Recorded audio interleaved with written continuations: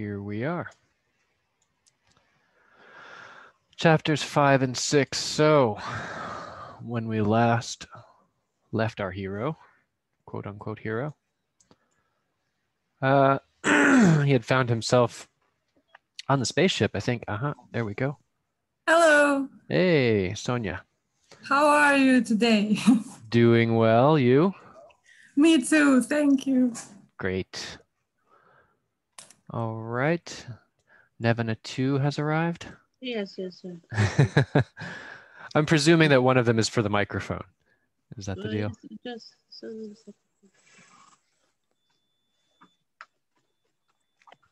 Okay, so let's start talking. Chapter 5 opens with Billy Pilgrim talking about how people look to the Tralfamadorians. The creatures can see where each star has been and where it's going, so the heavens are filled with rarefied, luminous spaghetti. I think I've seen people do sort of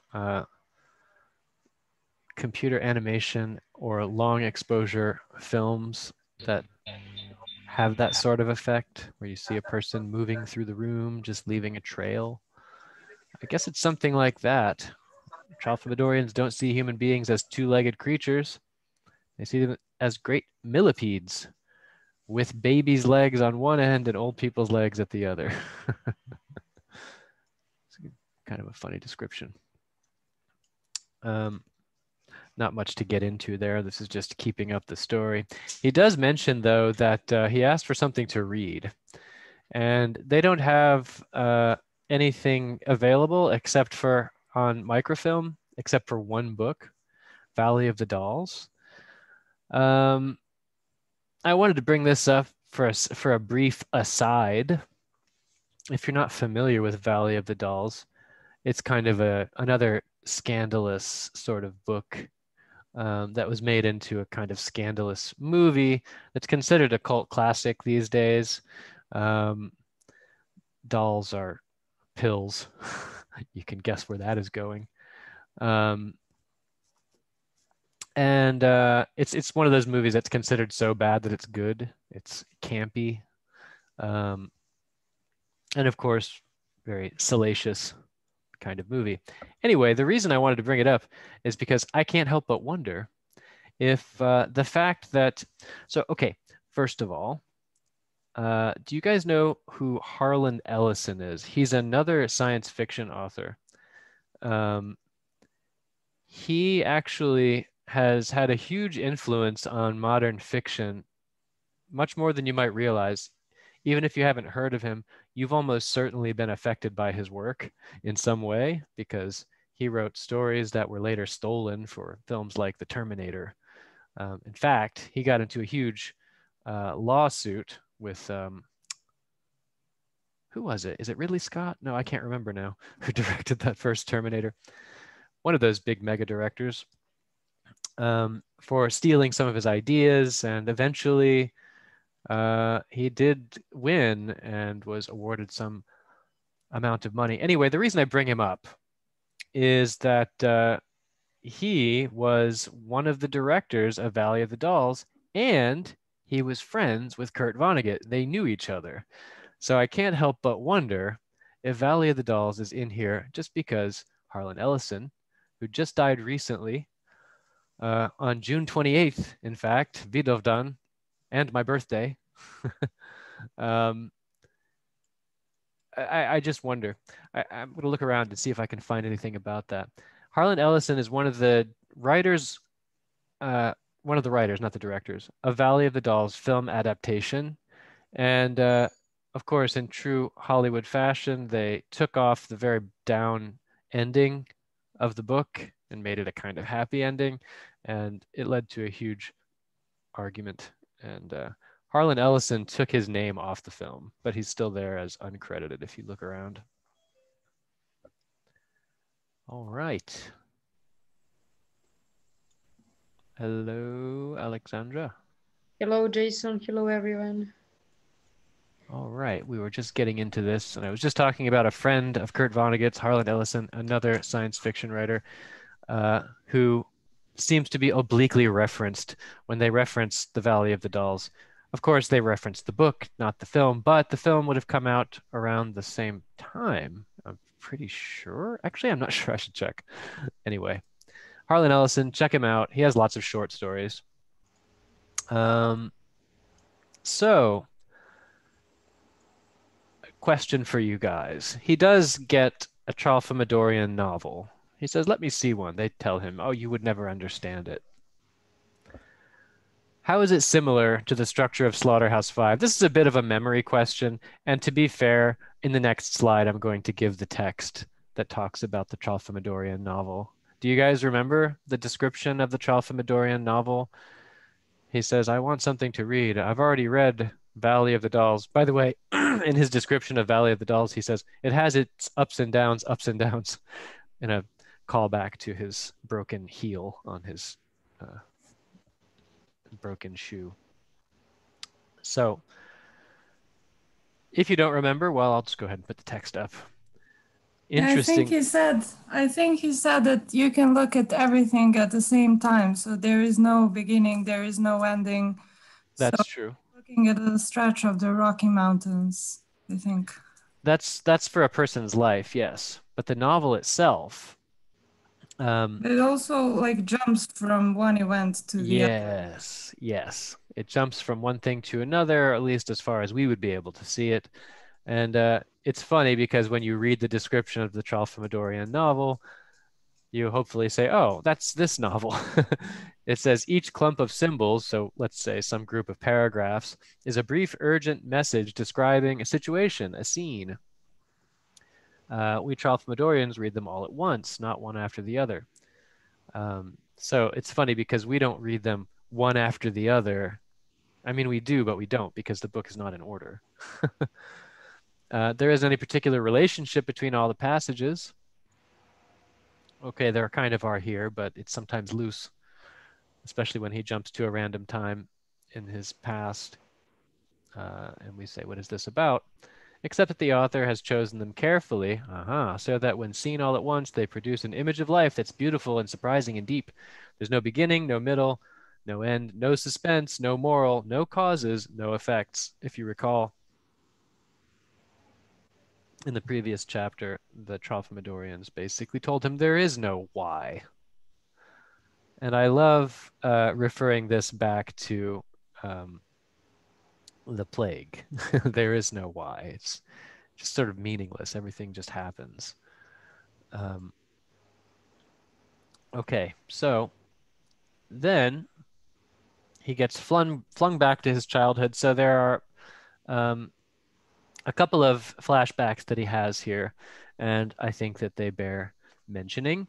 First, he goes back to when he was 12, and he went to the Grand Canyon for a little trip with his parents. Well, said Billy's father, manfully kicking a pebble into space, there it is. They'd come to this famous place by automobile. They'd seen seven blowouts on the way, which is kind of wild. That means they'd blown tires 7 times. I don't know where they're buying their tires, but it's an odd detail. It was worth the trip, said Billy's mother raptly as if she's enraptured. Something like, it was worth the trip. That's speaking raptly. Oh God, was it ever worth it? Billy hated the canyon. He was sure that he was going to fall in. His mother touched him and he wet his pants. So that's the first flashback to the same trip. The second flashback is on that same trip, a pee-wee jump of 10 days afterwards. So he was still 12, still touring the West with his family. Then they were down in the Carlsbad Caverns.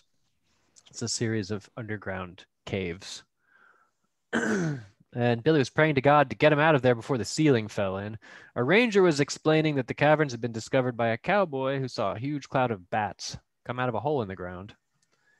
Then he said he was going to turn off all the lights. That would probably be the first time in the lives of most people that they had ever been in darkness that was total. Out went the lights. Billy didn't even know whether he was still alive or not. and then something ghostly floated in the air to his left. It had numbers on it.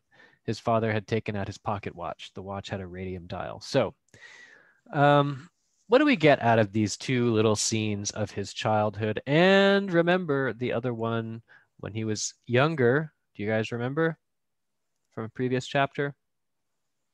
He had another childhood flashback. It was, I think it's the first one that's described in the book. Anyone? He gets thrown back to the time that his father threw him into the deep end of the swimming pool.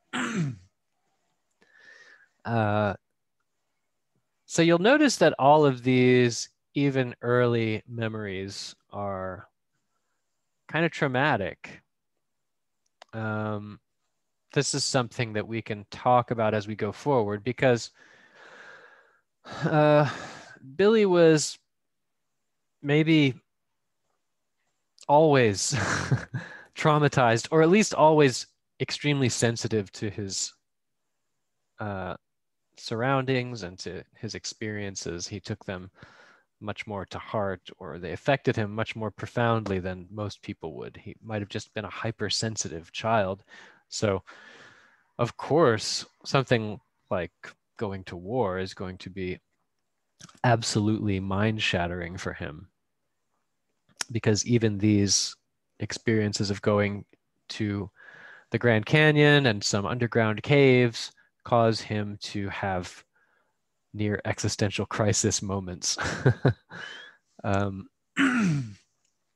So yeah, it could be that he's always been sort of traumatized, or I mean, and there's more in the story that says that, you know, he was just a kind of frightened person from the beginning.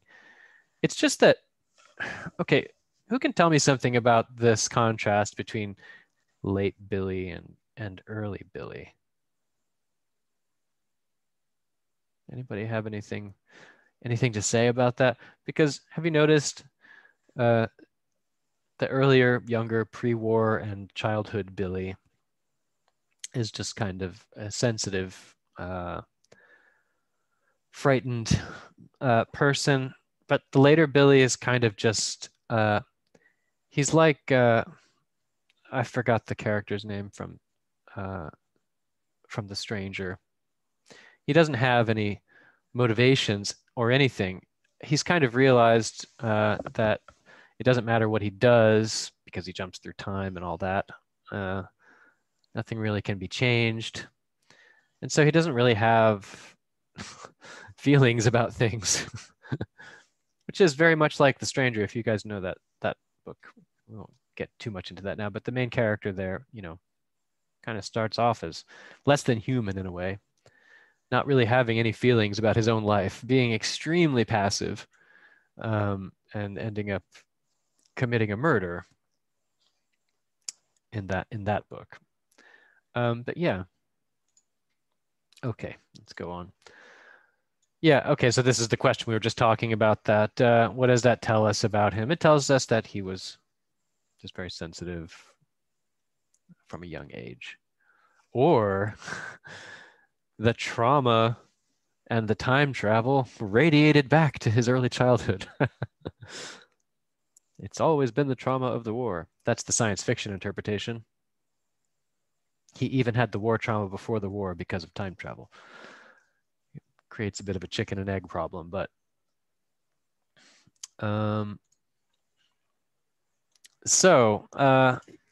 yeah, if you recall, the Germans give him this terrible jacket that doesn't fit him. It's too small. When he dresses himself, it's a little overcoat with a little fur collar. It splits up the back and the shoulders. The sleeves come off. So then it's a fur collared vest. It's supposed to flare. That means stick out, right? To imitate like hips. It's supposed to flare at the owner's waist, but the flaring took place at Billy's armpits. So it was very small. The Germans found him to be one of the most screamingly funny things they had seen in all of World War II. They laughed and laughed. Billy becomes increasingly ridiculous looking as the story progresses. Looking like some kind of wild magi eventually, as you'll see. Okay, so this is just to keep the story going. Um, as the Americans are waiting to be transported to Dresden, there's a fight in the rearmost rank. An American had muttered something, and a guard heard it. The guard knew English, hauled the American out, knocked him down. The American was astonished. He stood up shakily, spitting blood. He had 2 teeth knocked out. He'd meant no harm by what he'd said and had no idea the guard would hear and understand. Why me? He asked the guard. The guard shoved him back into the ranks. Why you? Why anybody? There it is again. It's for that American prisoner, truly another situation where there is no why. And the guard could have answered, like explaining the thing that offended him. He could have said, you said this. I find this terribly offensive. But he didn't. He just says, why you, why anybody? Just reinforces that arbitrariness that keeps being expressed throughout the book. Okay.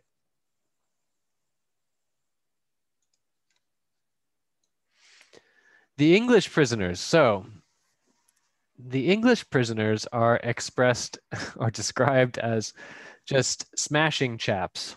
They're singing songs. It says they're clean and enthusiastic and decent and strong. They sang boomingly well.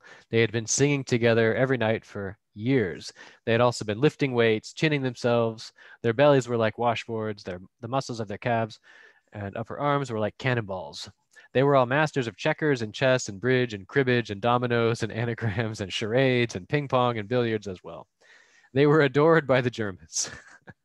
So like in one case, one of the German generals or colonels comes in to talk to the Englishman. He stops by every day to talk to them because he just loves them.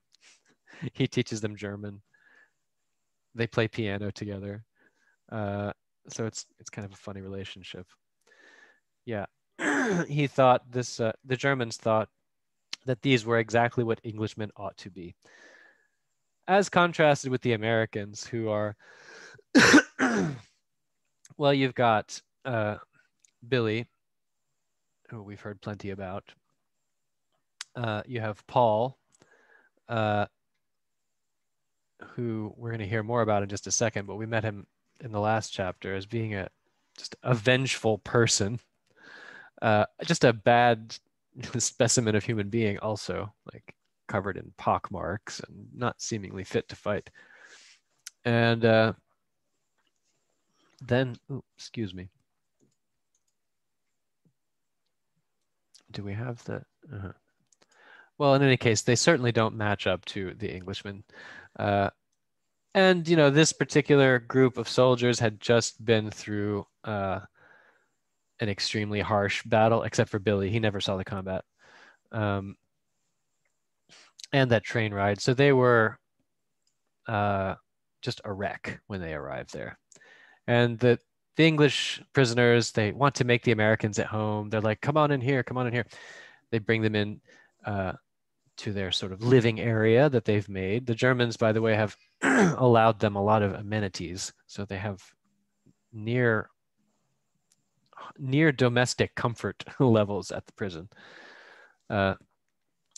Billy's standing too close to a stove and he catches on fire. The hem of his little coat was burning. It was a quiet, patient sort of fire, like the burning of punk. Punk is it's a little burning stick that's used to ignite fuses. You don't ever hear that word these days, except in reference to punk rock or something. Billy wondered if there was a telephone somewhere. He's always somewhere else, right? He's on fire, and he wonders if there's a telephone somewhere. He wants to call his mother to tell her he's alive and well. There was silence now, as the Englishmen looked on in astonishment at the frowsy creatures they had so lustily waltzed inside, because they're being ushered in. One of the Englishmen saw Billy was on fire. "You're on fire, lad," he says. Billy got away from the stove and beat the sparks out with his hands. When Billy made no comment on this, he got Billy away from the stove and he beat the sparks out with his hands. Okay. Billy says nothing. The Englishman asks him, "Can you talk? Can you hear?" He thinks he's been hurt. Billy nodded. I mean, I guess he has. The Englishman touched him exploratorily here and there, filled with pity. My God, what have they done to you, lad? This isn't a man, it's a broken kite. The description's very good.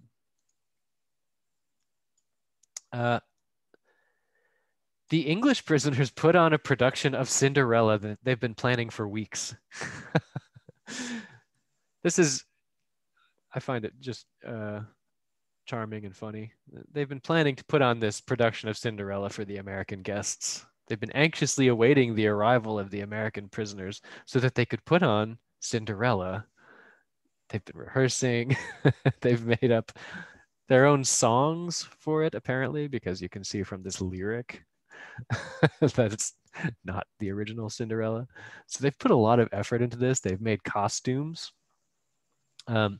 Billy has passed out, and then he comes to, that as he wakes up, on chair facing the stage. He had somehow eaten and was watching Cinderella. Some part of him had evidently been enjoying the performance for quite a while. He was laughing hard. So he wakes up, he's laughing already. He's been awake for a while, somehow. He's eaten. The women in the play were really men, of course. The clock had just struck midnight. So Cinderella was lamenting, goodness me, the clock has struck. Alack day and F my luck. I won't drop the F-bomb. Billy found that lyric so comical that he not only laughed, he shrieked. So shrieking is the sound of a banshee. He's laughing so hard that he's screaming. You can't miss the really sort of lunatic energy in the scene. And, you know, we talk about, you know, trying to figure out whether the Tralfamadorians are real. Who knows if this is real? I mean, it's pretty over the top. They've put on a production of Cinderella, perhaps. It's very, very accommodating of them. He shrieked. He went on shrieking until he was carried out of the shed and into another where the hospital was. So he laughs so hard that they drag him out, basically. Well, they carry him out to the hospital. This man is broken. It was a 6-bed hospital. There weren't any other patients in there, so he's in there by himself after having been dragged out for laughing too hard at a sequence in the play. In there, he's overlooked by, or he's watched over by Edgar Derby. Edgar Derby, if you'll recall, he's the middle-aged, rather fit soldier who's 44, which is the age that we find Billy in the future. He's described as the one who's probably fit to be a soldier in spite of his age. Derby watches over him. Derby is reading The Red Badge of Courage. Now, is anyone familiar with that book? It's a classic Civil War book. The gist of that novel is that the main character was a coward in the war. He ran away from the fighting, and he wants to be redeemed by being shot. The Red Badge of Courage is being shot, is being shot by a bullet. Yeah, these references, I mean, it's so obvious. I mean, remember when Billy read in the waiting room of, was it the psychiatrist? I can't remember. Oh, he was visiting his mother. In the waiting room, he read a document. He read something about a man who was executed for cowardice. And then there's this book, The Red Badge of Courage, also about a coward who wanted to redeem himself. These themes keep arriving. Derby had read it before. Now he read it again while Billy Pilgrim entered a morphine paradise. So he's been sedated. Anybody have anything to add?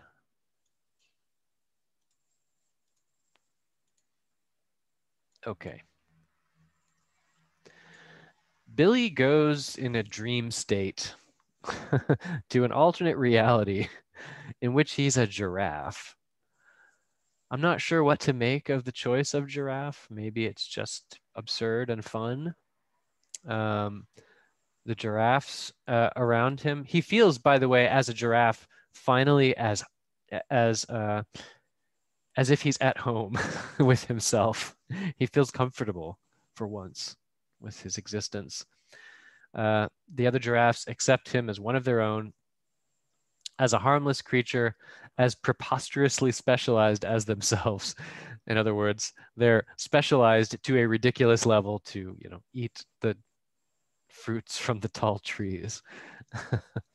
Two approached him from opposite sides, leaned against him. They had long, muscular upper lips, which they could shape like the bells of bugles. They kissed him with these. They were female giraffes, cream and lemon yellow. They had horns like doorknobs. Have you guys seen those little fuzzy horns that they get? The knobs were covered with velvet. Why? I'm sure you can guess the answer. No reason. No reason whatsoever.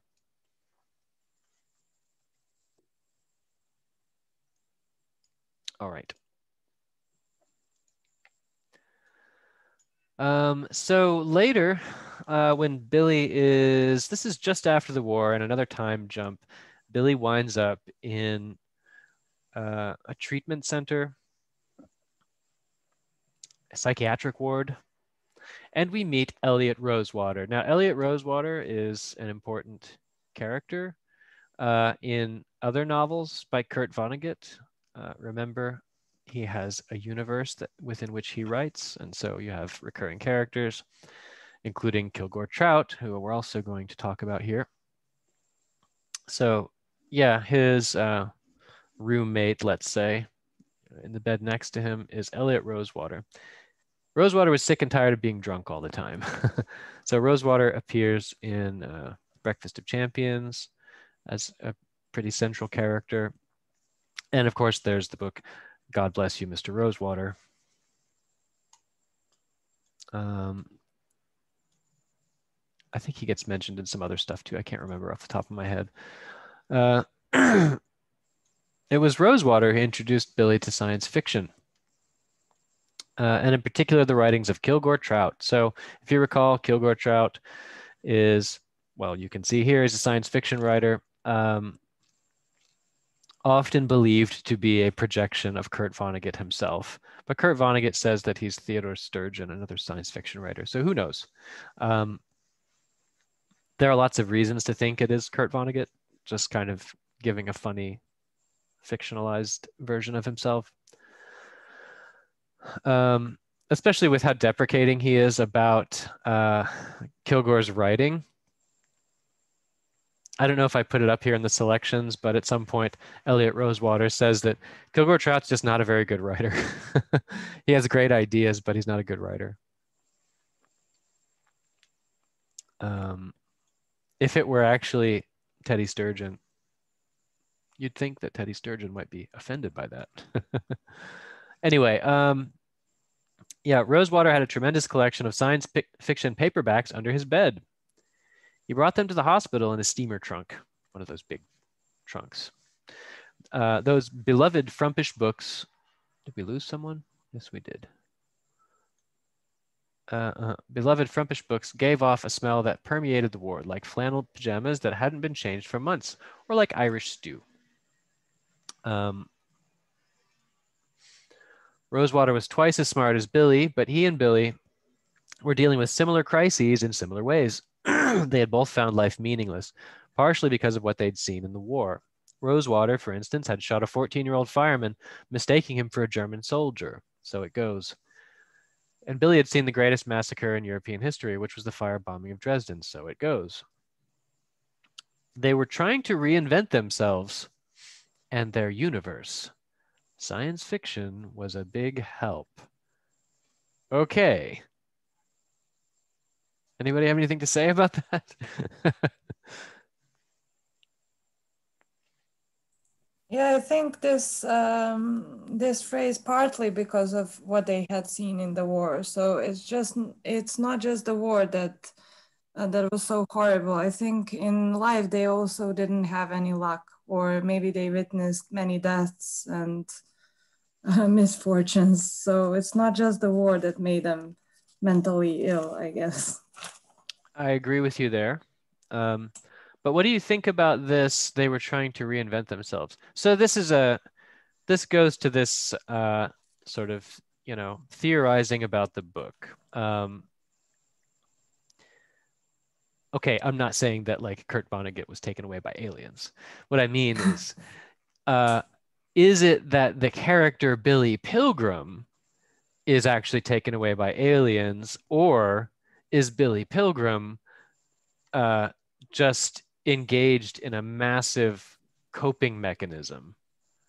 And if you think about it, this is this is when they are in the psychiatric ward and they're trying to reinvent themselves.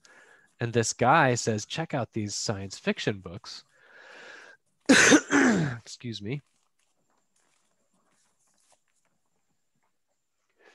So this could be considered evidence that it's all in Billy's head.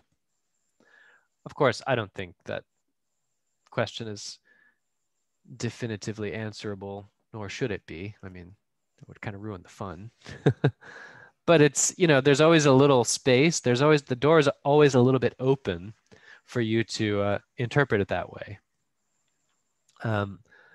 This could be just, I'm trying to, I need to double check something. I just had an idea.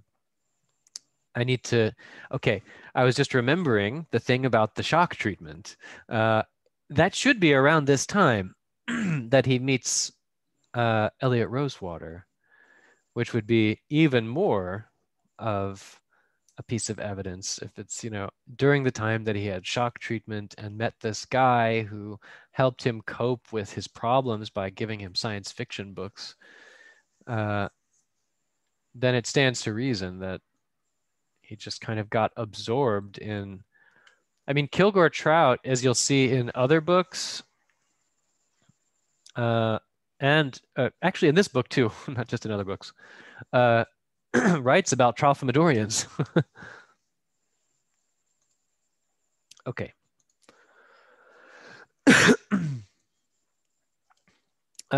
Billy's mother is there, and Billy's fiance. Billy can't handle hanging out with his mother. He feels kind of ashamed. He covers his head with his blanket to just kind of not pay attention to them, especially his mom. He covers his head when his mother comes to see him. He always got much sicker until she went away. It wasn't that she was ugly or had bad breath or bad personality. She was perfectly nice, standard issue, brown-haired white woman with a high school education. I love standard issue, as if they're handed out in a factory or something. She upset Billy simply by being his mother. She made him feel embarrassed and ungrateful and weak because she had gone to so much trouble to give him life and to keep that life going, and Billy didn't like life. So he feels ashamed. There's a lot of Freudian stuff going on here. He doesn't like being around his mother because he feels ashamed that she went through so much trouble to give birth to him. And he's made, I don't know, you can't even say he's made a mess of it. He just was never really cut out for this. I think it's in Breakfast of Champions. There's the quote, "Life is no way to treat an animal." Something like that. And yeah, you see that kind of here in Billy's character. Yeah, in the book, it says that Billy considers the fact that he proposes, he considers that a symptom of his illness. But he goes through with marrying Valencia even after he's finished with his treatment. So I pose the question, why is that so? Why does he go through with it if he considers marrying Valencia, or actually proposing to Valencia? If he considers that a symptom, then why does he go through with it? Does anybody have anything to say, to suggest why he might?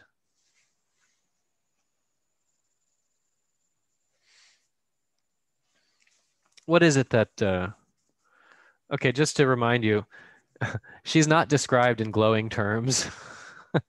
in the story.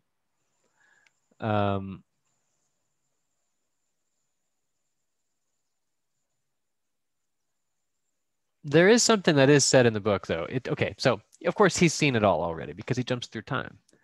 He's seen that that life with Valencia is bearable. Not a great recommendation, bearable most of the time.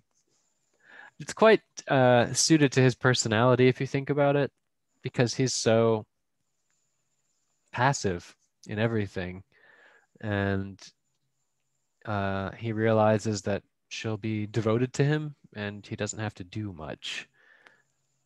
Not great reasons to get married, but I suppose in his mind, he's just trying to get through it. He's just trying to get through life. He doesn't want anything too upsetting or maybe even anything too exciting.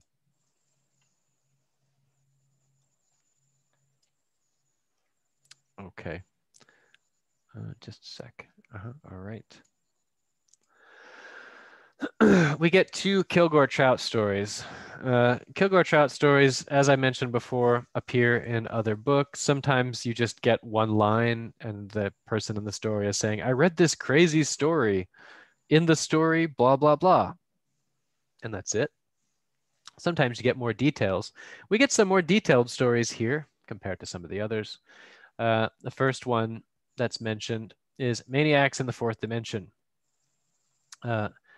It's about people whose mental diseases couldn't be treated because the causes of the diseases were all in the fourth dimension, and three-dimensional earthling doctors couldn't see those causes or even imagine them. One thing Trout said that Rosewater liked very much was that there really were vampires and werewolves and goblins and angels and so on, but that they were in the fourth dimension. So was William Blake, Rosewater's favorite poet, according to Trout. So were heaven and hell. Eliot Rosewater is frequently revealed to be a very well-read person. I think he also says here that Rosewater believes that everything that needs to be known about life can be found in the brothers Karamazov. So he's a huge fan of Blake, huge fan of Dostoevsky, and he loves Kilgore Trout. Kilgore Trout's in fine company.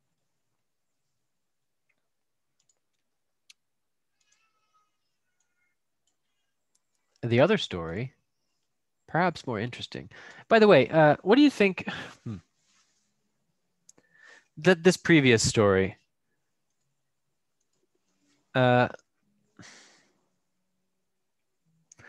So there's something that we can get out of this that relates to Billy's situation also. Anybody have any ideas about that? I mean, we might be able to talk about Billy's situation in the mental ward, in the psychiatric ward. Do you remember how Billy became comforted at the realization that his will was kind of an illusion and that time didn't really exist the way that he saw it anyhow? Like there's an outside of time and everything in his life has already happened and not happened at the same time, and there's really nothing that one can do about that. Well, this does a similar piece of work for him. If he internalizes this truth that the problems that he has, they are real, and the reason that the doctors can't do anything about them is that they're in the fourth dimension. It's again a way of saying there's nothing I can do about this, right? It's abdicating the free will throne. Like he's not the king of his castle. He is kind of just a passenger. Actually, that's literally, oh, I don't know if I put it up in the next chapter. There's a description that the Tralfamadorians have of how human beings experience time, and it's as if they are on a rail, like a train rail, with a metal dome over their head and a small hole in the front of the dome, and the hole goes into a metal tube, and they can't control the speed of the cart that they're on. They're on a cart on the track, right? So they can only see that little hole in the front. Being on the train track and bound up like that. All of those are just ways of talking about how the human has no choice in the matter. Okay, the other story, the gospel from outer space. A visitor from outer space, shaped very much like a Tralfamadorian, studied Christianity to try to find out why Christians found it so easy to be cruel. He concluded that part of this trouble was the slipshod, that's like not very good storytelling in the New Testament.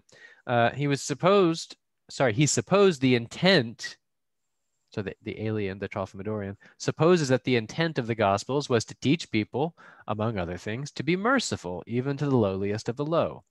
But it actually taught this: before you kill somebody, make sure he isn't well connected. And then we get more details about that. The flaw in the stories was that Christ, who didn't look like much, was actually the son of the most powerful being in the universe. Readers understood that, so when they came to the crucifixion, they naturally thought, oh boy, they sure picked the wrong guy to lynch that time. And that thought had a brother. There are right people to lynch. It's a good insight. It's saying, when there's an inclusion, there's an exclusion. So yeah, we just need to make sure that it's not, the story didn't tell them you shouldn't lynch people. It told them that there are right people to lynch. Who? People not well connected. So the main problem was that you lynched the Son of God. Otherwise, it's fine. I mean, they go on crucifying people all day. It's just this one who was a problem. The visitor from outer space made a gift to Earth of a new gospel. In it, Jesus really was a nobody and a pain in the neck to a lot of people with better connections than he had. So Jesus still gets to say all the lovely and puzzling things that he said in the Gospels. So people amused themselves one day by nailing him to a cross and planting the cross in the ground. There couldn't possibly be any repercussions, the lynchers thought. The reader would have to think that too, since the new gospel hammered home again and again what a nobody Jesus was. And then, just before the nobody died, the heavens split open. There was thunder and lightning. The voice of God came crashing down. He told the people he was adopting the bum as his son, giving them the full powers and privileges of the son of the creator of the universe throughout all eternity. God said this: from this moment on, he will punish horribly anyone who torments a bum who has no connections. So, a good revision. Anybody have anything to say about this? This, by the way, this kind of stuff is part of the reason that this book was banned in a bunch of places in the US in the when it was published, for sure, and in the 70s and I think in the 80s. This is, of course, considered highly heretical. I mean, it's meant to be funny.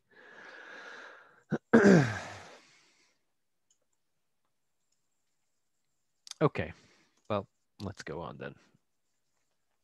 We get some description of Billy's place in the zoo. It simulated an earthling habitat. Most of the furnishings had been stolen from Sears Roebuck. So just so you guys know, Sears was a major department store. I don't know if it still exists. I think they've all closed now. Department stores are, kind of like those stores that sell a little bit of everything. There was a color television, a couch that can be converted into a bed. There were end tables with lamps and ashtrays on them. There was a home bar and 2 stools. There was a little pool table. There was wall-to-wall carpeting in federal gold, except in the kitchen. They're saying gold color, of course, except in the kitchen and bathroom areas and over the manhole cover in the center of the floor. There were magazines arranged in a fan on the coffee table in front of the couch. There was a stereophonic phonograph. The phonograph worked. The television didn't. There was a picture of one cowboy killing another pasted to the television tube. What can you say about the description of this place where they have deposited Billy?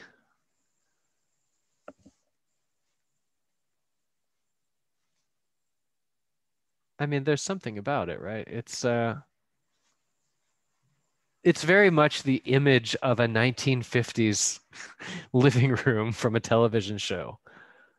And that's important, I think, just because, well, Billy is never comfortable in those kinds of trappings in the real world. And it also, I don't know, maybe kind of amusingly gives us a picture of how the Tralfamadorians probably tried to figure out what his habitat should look like and maybe found a way to interpret, you know, television shows to get an idea. So they pasted a picture of one cowboy killing another onto the television. Aha. Hello.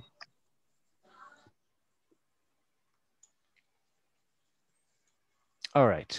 I just want to add something. Yes. Go ahead. This scene, which is describing some imaginable zoo room, it's looks like this previous chapter that when the Billy was driving a car, Cadillac, and some kind of comfort zone of his imagination that always when he wants to ride into the time, he describes some kind of how to say description of some standard values, and like this room, the Cadillac was some kind of description of the some kind of how to say, like, tools for the reaching the some kind of this universal zone of trauma, and the device for the reaching the some traumatic events from the past using this some kind of standard zone of his I know, standard life. And right. All right, so you're saying the spaceship and the Cadillac are both kind of transitory areas. Yes. That's good. I like that. That's a good point. Yeah, actually, I haven't thought about that, but that's a very good point. I'd have to like check again to see the immediately conjoined parts of the story just before this and just after that. But yeah, I mean, we know that they have to be either in the war or in his comfort zone. Well, I say comfort zone. That's not the right way to describe it at all. The 60s are not his comfort zone. He's not happy. He's comfortable in a way, but he almost doesn't have opinions about his own life at that point. But yes, good point. This is,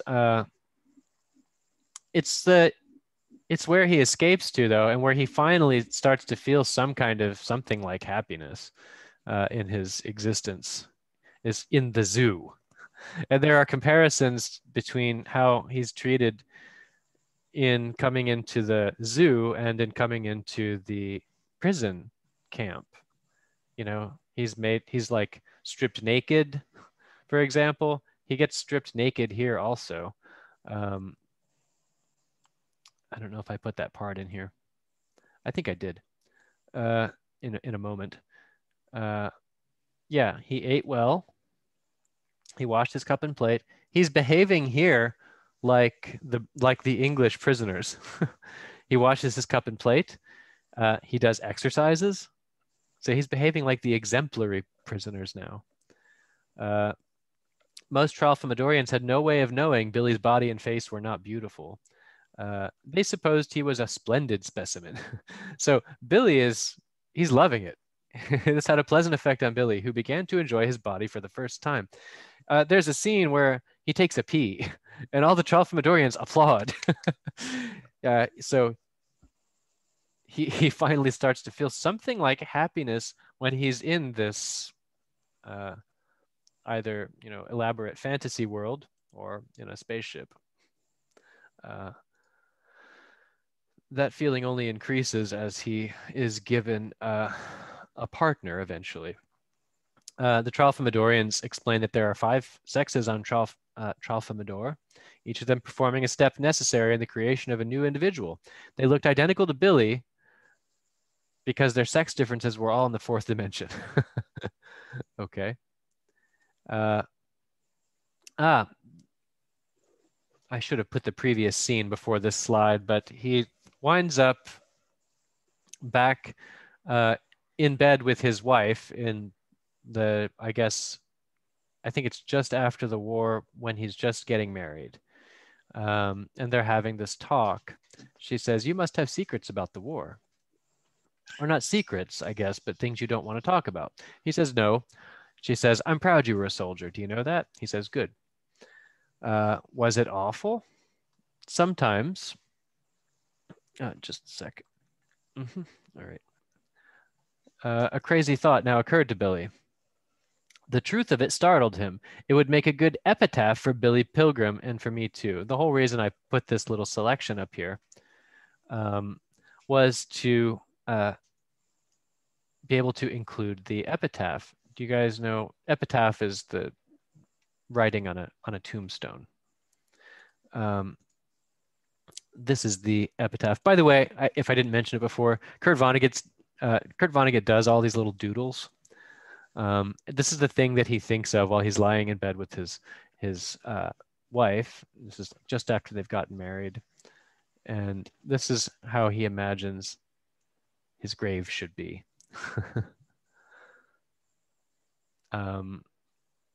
Everything goes towards this wanting to be numb, or maybe even accomplishing that in the later part of his life. We get to hear from Howard Campbell. Howard Campbell is the main character of another book, Mother Night. Just to give you a brief explanation of why that's important. That book, it's a great one. Howard Campbell is recruited as an American who grew up in Germany. He's recruited to pretend to be a Nazi propaganda officer. And he does very well. He gets recruited by, I think, a CIA officer who says, do this for us. If you get caught, we'll deny we know you. And he's like, why should I do that? Anyway, he does very well at pretending to be a Nazi propaganda officer, so much so that he becomes a high-ranking Nazi propaganda officer and an American. So he does a radio show that's meant to recruit Americans to the Nazi movement. But we get part of his book here, and it bears mentioning. It's got a lot of critique of the US as seen by Howard Campbell.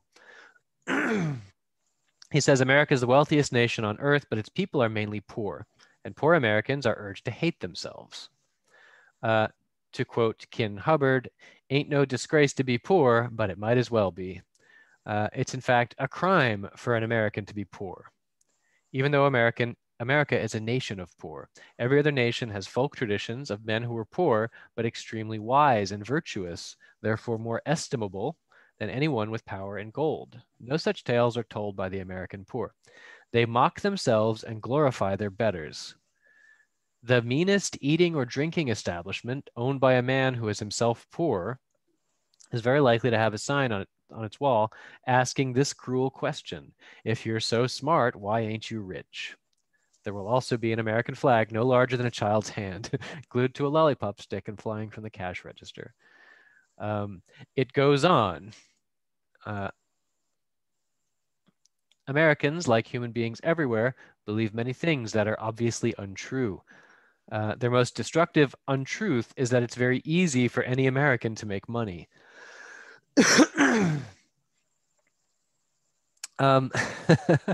There is something about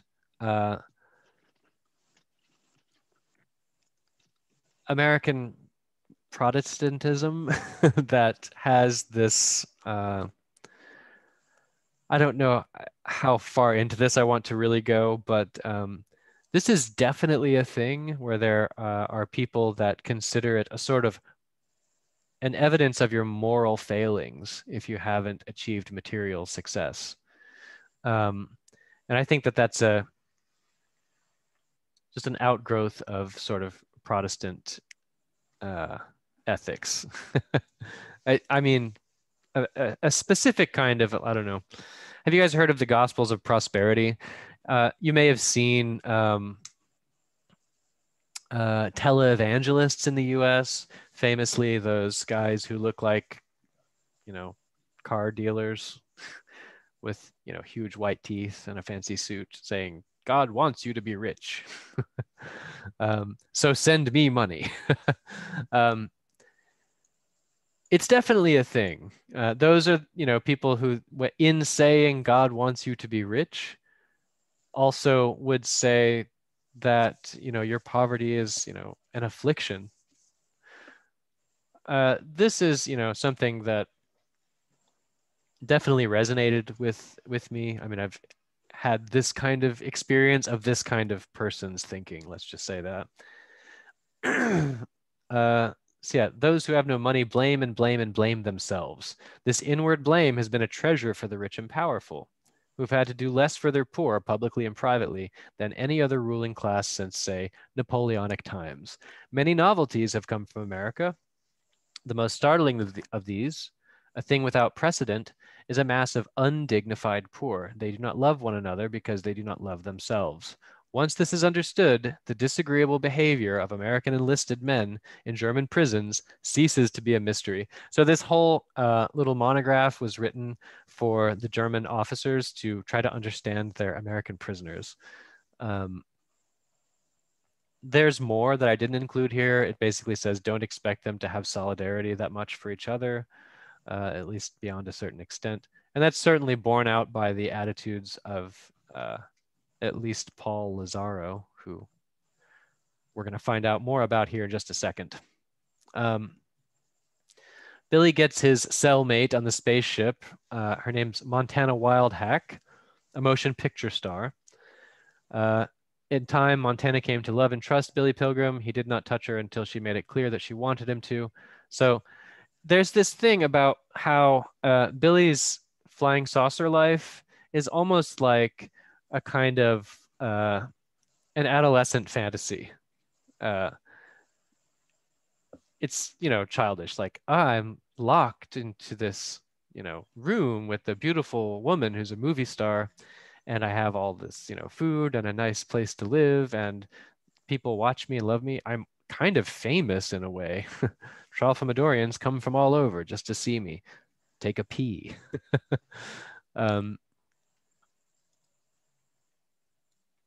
Chapter 6 begins with Billy discovering hidden items in his coat. It's funny, he says that he feels animal magnetism coming from something behind him, and when he looks back, it's his coat. Animal magnetism, I put a little picture for the next slide, but first we'll read this. He backed towards his coat again, looking at it over his shoulder, feeling the magnetism increase. Then he faced it, kneeling on his cot, dared to touch it here and there. He was seeking the source of the radiations. He's getting vibes from his coat somehow. He describes those as animal magnetism. He found two small sources, 2 lumps an inch apart, hidden in the lining. One was shaped like a pea. The other was shaped like a tiny horseshoe. Billy received a message carried by the radiations. It told him not to find out what the lumps were. He was advised to be content with knowing that they could work miracles for him, provided he did not insist on learning their nature. That was all right with Billy. He was grateful. He was glad. So he feels 2 objects inside of his coat. And he doesn't know what they are yet. They seem to be emanating animal magnetism to him. He can sense them, even though he can't see them. Animal magnetism is this old pseudoscientific idea about, it's like mesmerism, some sort of mysterious power that people can have and objects can even have over people. The Englishmen have, well, they've been put off by the Americans. They don't like them anymore. They're kind of almost disgusted with them. And they wind up taking their camp and moving it. They abandoned their part of the camp, leaving it to the Americans. And we learn more about Paul Lazzaro. Okay, the man with the dartboard is one of the British prisoners. He's moving, everybody's moving things, and this guy is carrying a dartboard. He was the blue fairy godmother from the Cinderella play. More on that in a second. Paul Lazzaro tried to steal his cigarettes from under his pillow, and the blue fairy godmother, the British prisoner, knocked Paul down and broke his arm. They had a fight. The blue fairy godmother politely stops by Lazzaro's bed and asks how he's doing. Lazzaro tells him he's going to have him killed after the war. This is Lazzaro all over. He's always about revenge. Everything is revenge for him. It's his highest value. He says he's going to have him killed after the war. Oh, you made a big mistake, said Lazzaro. Anybody who touches me, he better kill me, or I'm going to have him killed. Of course, the blue fairy godmother finds this very funny and it's like, okay, whatever, and goes on about his business. When he was gone, Lazzaro promised Billy and poor Edgar Derby he was going to have revenge, and that revenge was sweet. It's the sweetest thing there is, said Lazzaro. People F with me, and Jesus Christ, are they effing sorry. I laugh like hell. I don't care if it's a guy or a dame. Dame is like old speak for a woman. It's not commonly used these days. Yeah, I mean, you hear it in British Dame Judi Dench or whatever. It was used as slang in the 1940s and 50s, though. If the president of the United States effed around with me, I'd fix him good. You should have seen what I did to a dog one time. Then he tells a story of how he cruelly killed a dog that bit him. So this is all in service of us seeing just how incredibly rotten Paul Lazzaro is as a human being. We mentioned it before. He's not just rotten on the inside. He's also just a hideous specimen of a person covered in spots and looking like he's, not long for this world.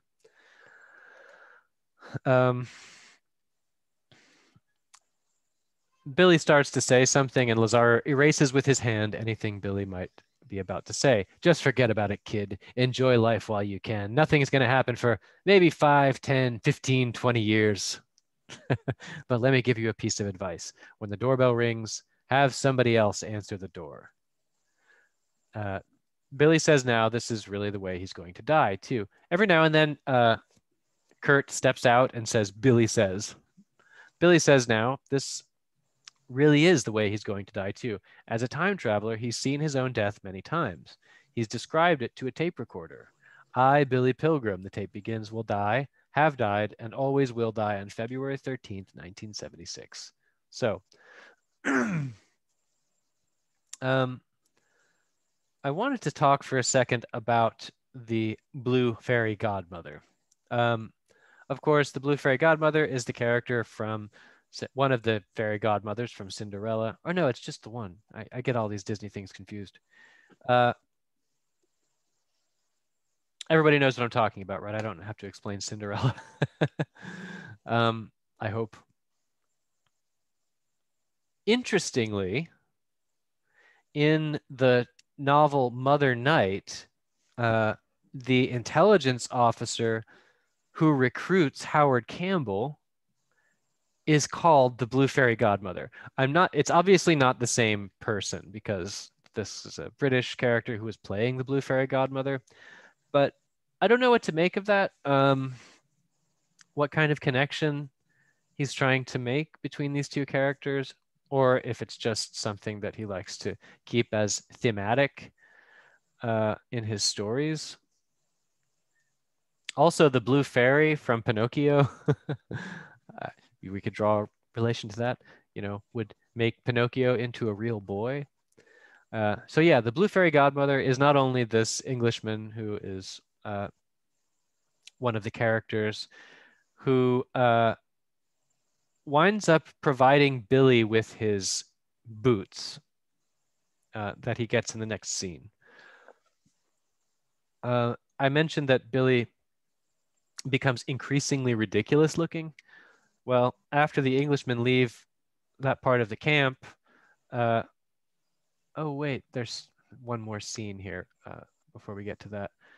Notice that Billy, when we flash to the time of his death, that America, the future America, is quite different from the actual America, current America. At the time of his death, he says, he's in Chicago to address a large crowd on the subject of flying saucers and the true nature of time. His home is still in Ilium. He has to cross 3 international boundaries in order to reach Chicago. The United States has been balkanized, has been divided into 20 petty nations, so it will never again be a threat to world peace. So in this alternate future, or in Billy's imagination, the US has been split up into smaller countries in order to dilute its power over the world. Chicago has been hydrogen bombed by angry Chinamen. So it goes. It's all brand new.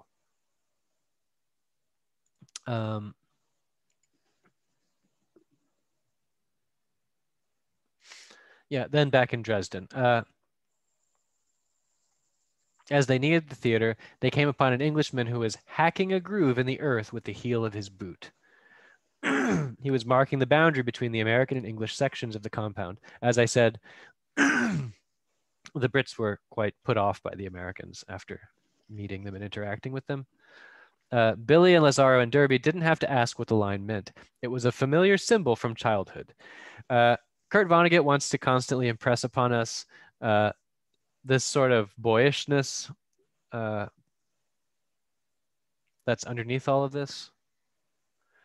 If you'll recall Wild Bill and, Roland Weary and the Three Musketeers. From a certain perspective, it all looks like childhood games. This Englishman making a line in the earth to mark the boundary, they understand from childhood. Okay. So here's where Billy becomes even more ridiculous looking. Billy and Edgar and Lazaro had been in the hospital when the British passed out blankets and mattresses, so they had to improvise.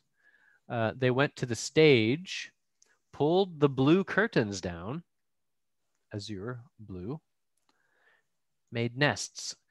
Billy, curled up in the blue curtains, found himself staring at Cinderella's silver boots under a throne. Then he remembered his shoes were ruined, that he needed boots. He hated to get out of his nest, but he forced himself to do it.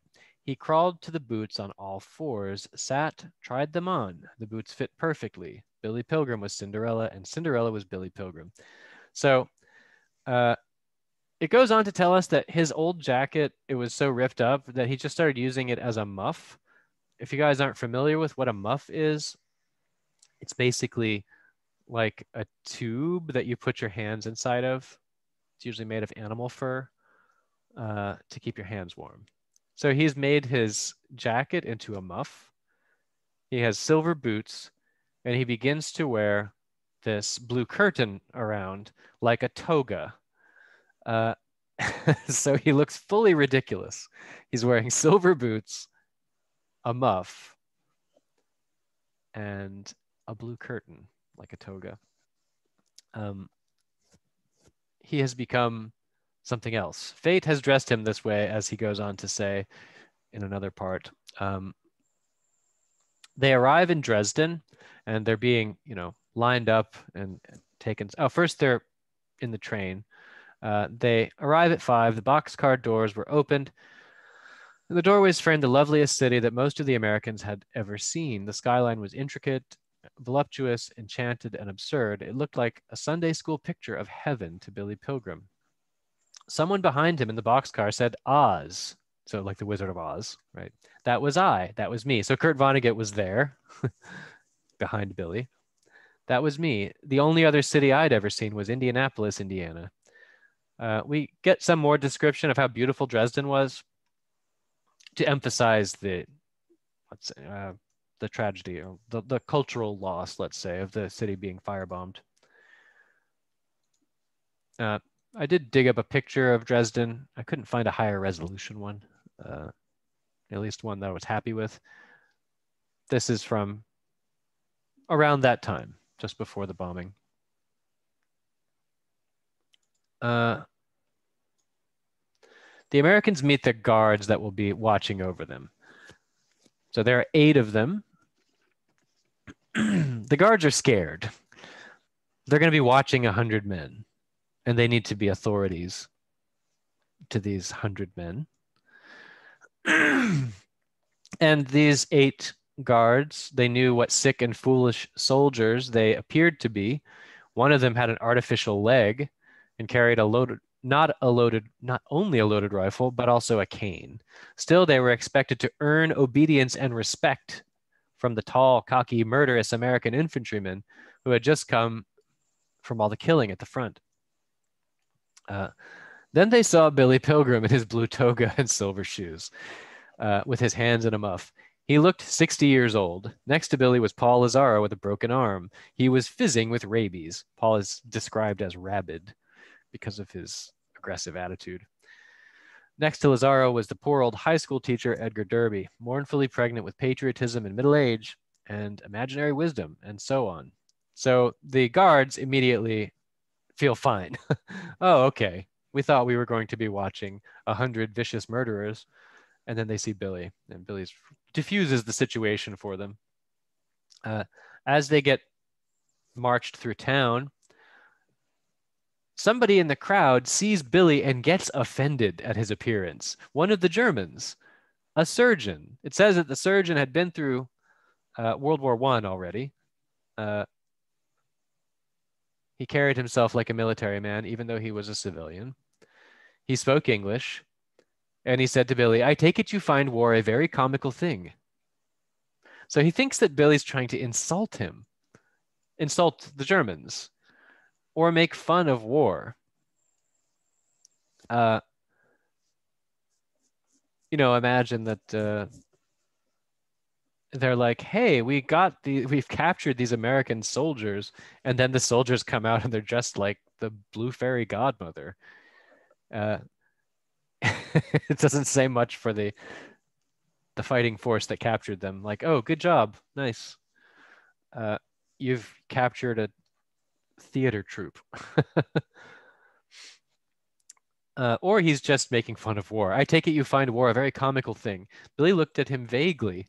Billy's not even there, right? Billy had lost track momentarily of where he was or how he'd gotten there. He's just suddenly confronted with a German man asking him if you think this is funny. He had no idea that people thought he was clowning. It was fate, of course, which had costumed him. Fate and a feeble will to survive. Circumstances decided his clothing. Sorry,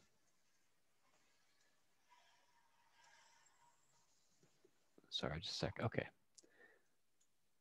It's an interesting way to put that. Fate had costumed him. Do you expect us to laugh? The surgeon asked. He demanded some sort of satisfaction. Billy was mystified. He wanted to be friendly, to help if he could, but his resources were meager. His fingers now held the two objects from the lining of the coat. Billy decided to show the surgeon what they were. You thought we would enjoy being mocked? You feel proud to represent America as you do? Billy pulls his hand out of the muff and holds it out, and there is a 2-carat diamond and a partial denture. These are the two objects that were hidden inside of the jacket. The denture was an obscene little artifact. Silver and pearl and tangerine. Billy smiled. Billy seems like a complete lunatic at this point in the story. Dressed as he is, confronted with a man asking, do you think this is funny? He pulls out a diamond and a piece of denture and smiles, saying nothing.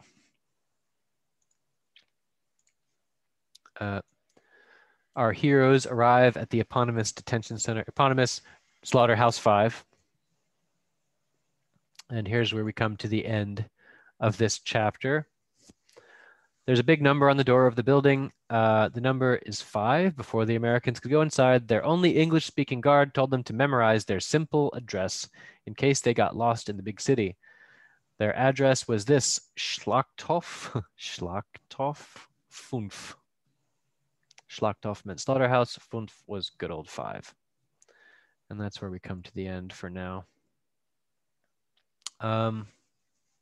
Yeah. So, questions, comments? Have we anything to say about the story as it stands now?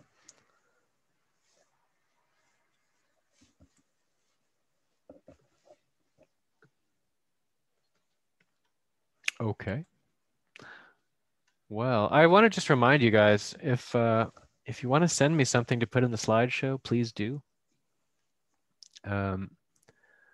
I'm glad to open up the presentation to more people taking part. Makes things, I feel like I'm just giving you guys a lecture. Come on now, I'm just here to talk with you.